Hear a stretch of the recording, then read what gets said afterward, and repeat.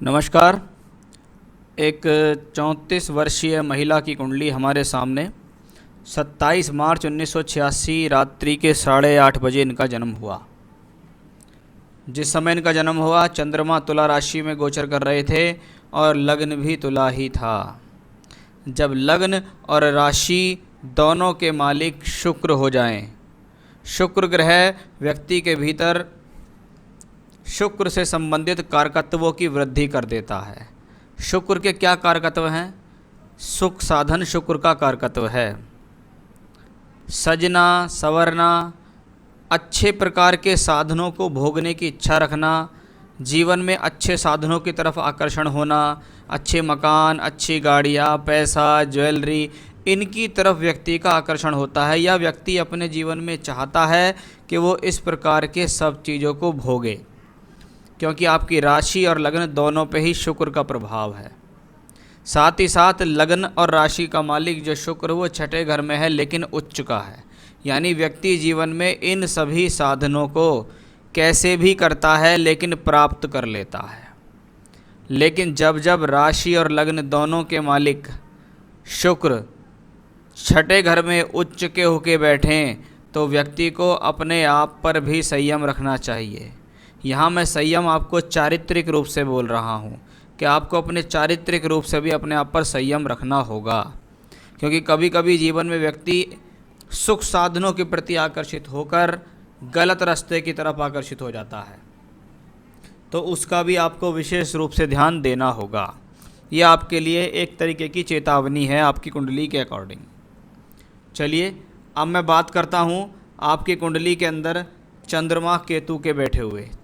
जब चंद्रमा कुंडली में लगन में हो और केतु भी लगन में हो तो ये स्वभाव के अंदर जिद और एग्रेशन देता है, यानी ऐसे व्यक्ति को स्वभाव में अचानक से तीव्र गति से गुस्सा आना या किसी चीज़ के लिए जिद करना, वो भी ऐसे व्यक्ति के साथ देखा गया है। क्योंकि जब लगन और सप्तम भाव राहु केतु अक्ष पे हो, यहाँ लगन में केतु है, सप्तम में राहु है। नवांश कुंडली वैवाहिक जीवन के लिए देखी जाती है, वहाँ भी लगन में केतु, सप्तम में राहु। राहु केतु एक्सेस का लगन और नवांश में रिपीटेशन होना अच्छा नहीं माना जाता मैरिड लाइफ वाइज।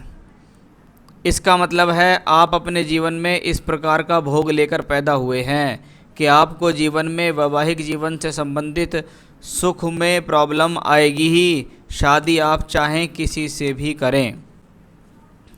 लगन जब राहु केतु एक्सेस में और सारे ग्रह इस तरफ आ जाते हैं तो कुछ लोग इसको कालसर्प दोष या योग का नाम भी देते हैं।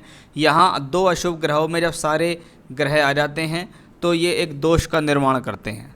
ये जिस भाव पे राहु केतु एक्सेस लगता है उस भाव से रिलेटेड प्रॉब्लम अवश्य देता है। कुंडली में शनि दूसरे घर में बैठे हैं। जब मंगल की राशि में शनि होता है तो व्यक्ति को अपनी वाणी पर कंट्रोल करना चाहिए, क्योंकि व्यक्ति ब्लंट होता है, स्ट्रेट फॉरवर्ड होता है, जो मन में आता है, जो मुख में आता है उसको बोलता है। लेकिन जब शनि वक्री होके मंगल की वृश्चिक राशि में हो तो ऐसे व्यक्ति के स्वभाव में गोपनीयता भी बहुत होती है। ऐसा लगता है कि ये सारी बातें बता देता है, लेकिन व्यक्ति सारी बातें नहीं बताता। व्यक्ति बहुत सारी बातों को अपने भीतर छुपाता है। शनि क्योंकि कुंडली में चौथे और पाँचवें घर का भी मालिक है, इसलिए ये आपको जीवन में सुख साधन तो देगा, रहने के लिए जगह देगा। संतान प्राप्ति में थोड़ी देरी कराने में सक्षम है कि भी संतान प्राप्ति में देरी करा सकता है ये कॉम्बिनेशन आपको।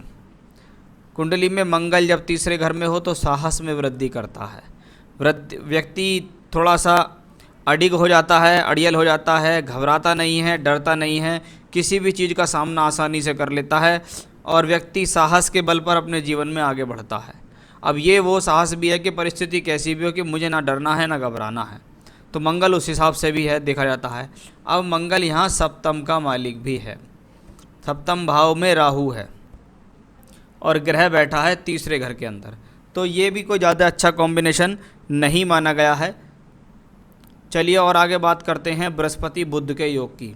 ये बृहस्पति आपकी कुंडली में 3 और 6 का मालिक बृहस्पति पंचम भाव में बैठा।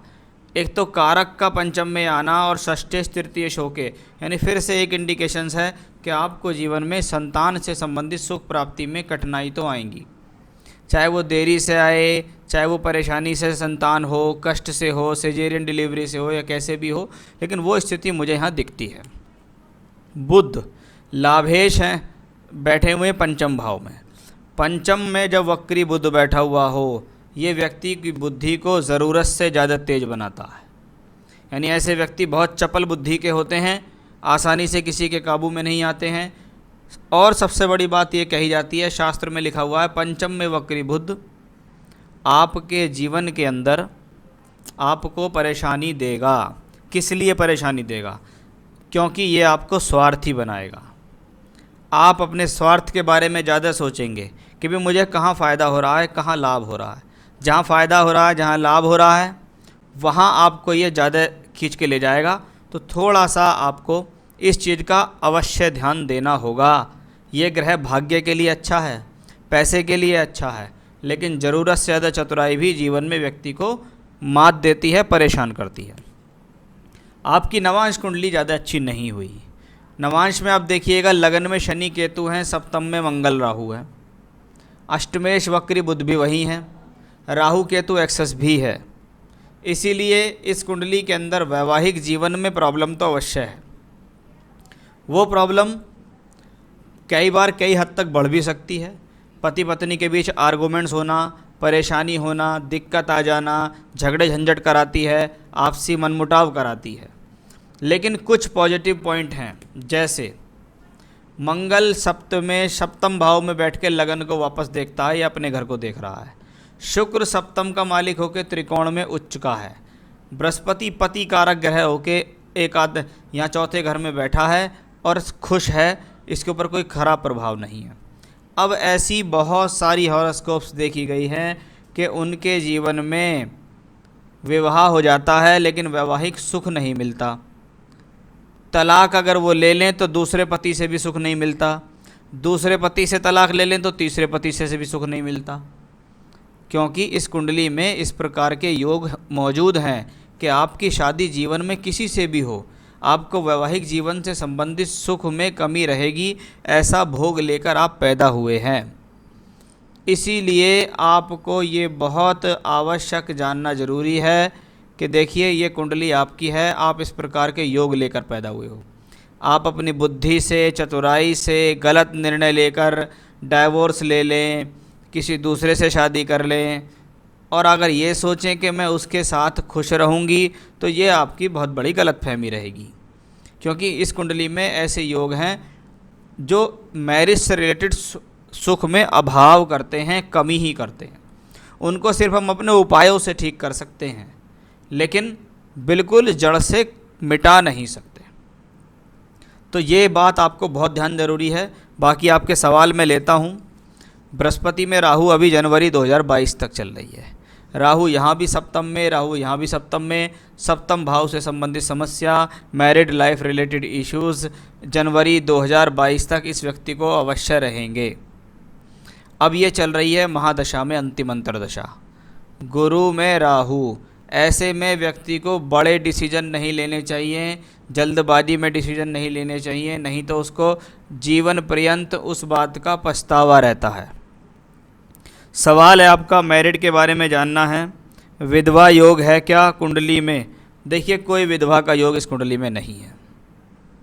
नेक्स्ट, लाइफ कैसी होगी? यानी आप अगर यहाँ से डाइवोर्स देना ही चाह रहे हैं कि मुझे डाइवोर्स देना है, मुझे सेपरेट होना है, तो जैसी पहली मैरिड लाइफ है आपकी, वैसी ही दूसरी रहेगी। पहले पति से आपकी अनबन रहेगी, दूसरे से भी आपकी अनबन रहेगी, तीसरे से भी आपकी अनबन रहेगी, क्योंकि ये आपकी कुंडली में योग और भोग ऐसे ही हैं। शादी के सुख मिलेगा या नहीं? दूसरी शादी, मैं आपसे यही कहूँगा, अगर ये शादी आपकी बचती है तो आप इसी शादी को बचाओ, कंप्रोमाइज़ करो। कुछ उपाय बता दूंगा, यही शादी आपकी अच्छी चल जाएगी, नहीं तो प्रॉब्लम हो जाएगी। बार बार एक इंडिकेशंस कुंडली में आ रहा है। यहाँ भी देखिए, सप्तमेश और द्वादशेश शुक्र पंचम में बैठा है। आप किसी के प्रति आकर्षित ना हो, आप किसी के प्रति लव रिलेशन की तरफ आकर्षित ना हो, नहीं तो आपको सिवाय बदनामी और दुख के कुछ नहीं मिलेगा।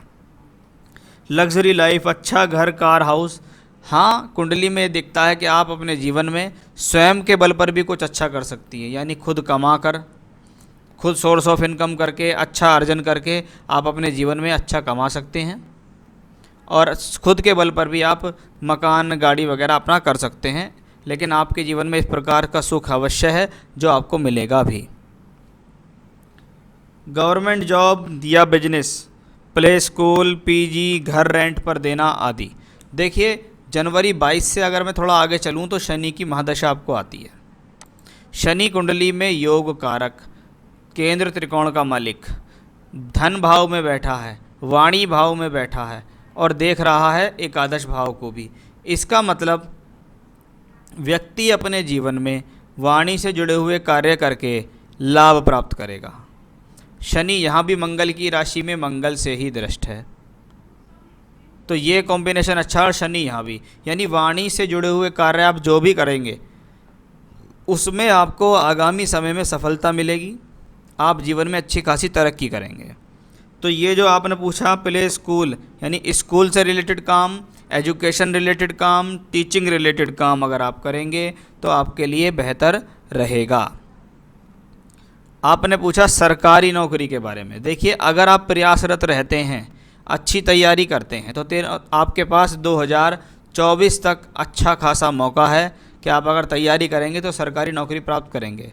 लेकिन आने वाली दशाएं ये दिखा रही हैं कि अब तक यदि आप खाली हैं तो आगे जाके आप सोर्स ऑफ इनकम बनाएंगे, पैसा कमाएंगे अपने बल पर, और वो जो काम होंगे वो टीचिंग या स्कूल से रिलेटेड काम करो तो फ़ायदा होगा। सरकारी नौकरी के लिए तैयारी करनी पड़ती है, समय आपके पास अभी है 3 साल का, आप तैयारी कर लो, आपको शनि में सिलेक्शन हो जाएगा, क्योंकि आगे बहुत दशाएं अच्छी हैं आपके पास। जनवरी 22 से जनवरी 25 तक बहुत अच्छा समय है। डाइवोर्स होगा क्या? देखिए कुंडली में योग तो हैं ऐसे सेपरेशन वाले, लेकिन अब थोड़ी देर के लिए मैं ये भूल जाऊं कि ये तलाक वाली कुंडली है, और थोड़ी देर के लिए मैं ये कहूं आपसे कि आप अपने जीवन में इस प्रकार का योग लेकर पैदा हुए हैं कि आप डाइवोर्स लेने के बाद भी सुखी नहीं रह पाएंगे। आप 1 शादी, 2 शादी, 3 शादी करेंगे, कोई फ़ायदा नहीं है, आप उससे सुखी नहीं होंगे, क्योंकि आपकी कुंडली में ऐसी प्रॉब्लम है। इसलिए मैं यही कहूँगा, पहली शादी है तो उसी को चलाओ, उसी में कंप्रोमाइज़ करो। कुछ उपाय बता दूंगा अभी, उनको करते रहना, उन उपायों को करने से आपको काफ़ी राहत मिलेगी। क्योंकि मुझे ऐसा लगता है कि आप जीवन में कभी कभी खुद अपने जीवन में जोश में, जल्दबाजी में गलत निर्णय लेंगे और उससे नुकसान करेंगे। उसके बारे में मैं आपको कई बार चेतावनी दे चुका हूँ आपकी कुंडली को देखकर। शनि की महादशा, शनि की अंतर्दशा आ रही है आगे। पेशेंस रखो, काम पे ध्यान लगाओ, अच्छी तरफ ध्यान लगाओ, गलत लोग, गलत संगत, गलत लोगों के विचार से दूर रहो, क्योंकि ऐसी चीज़ मुझे लग रहा है आपको घेर रही है। कहीं ना कहीं आप किसी अन्य व्यक्ति विशेष द्वारा बहकावे में आ सकते हैं, तो थोड़ा सा सावधान रहिएगा। अब करना क्या चाहिए? अभी चल रही है गुरु में राहु। बृहस्पति पति कारक ग्रह होता है, और बृहस्पति जिसका अच्छा या जिसने बृहस्पति को मना लिया वो जीवन में तरक्की भी करता है। आप आजीवन बृहस्पतिवार के व्रत रखने शुरू करो। 11, 21, 31 व्रत रखो, उसके बाद उसका उद्यापन कर दो, फिर कुछ दिन के लिए रुक जाओ, फिर एक व्रत करने शुरू कर दो। तो एक तो बृहस्पतिवार के दिन कथा, व्रत, आरती, केले के पेड़ की पूजा आदि होती है, और व्रत रखो आप। तो उसकी तो बाज़ार में किताब आती है, पूरी जानकारी आपको उसमें मिल जाएगी। तो एक तो गुरुवार के व्रत आपको पक्के करके पकड़ने हैं, एक बात। दूसरा, संकट नाशन गणेश स्तोत्र भगवान गणेश का स्तोत्र है, और रुद्राष्टकम ये भगवान शिव का स्तोत्र है। ये 2 पाठ आप रोज़ाना करो, इससे आपको सद्बुद्धि आएगी, आपका गुस्सा शांत होगा, जल्दबाजी शांत होगा। एक अच्छा सा पन्ना पहन सकते हैं आप। पन्ना आपका भाग्येश है तो भाग्येश पन्ने का रत्न आप धारण कर सकते हैं, उससे आपको लाभ मिल जाएगा। आप चाहें तो मेरे से मंगा सकते हैं, मैं अच्छी क्वालिटी का रत्न की अंगूठी बनाकर आपके एड्रेस तक आपको भेज सकता हूँ। तो ये 3 उपाय बताए हैं, और एक रिंग पहनने के लिए बताई है। बाकी ना इस कुंडली में कोई वैधव्य योग है, ना विधवा योग है। दूसरी शादी मत करना।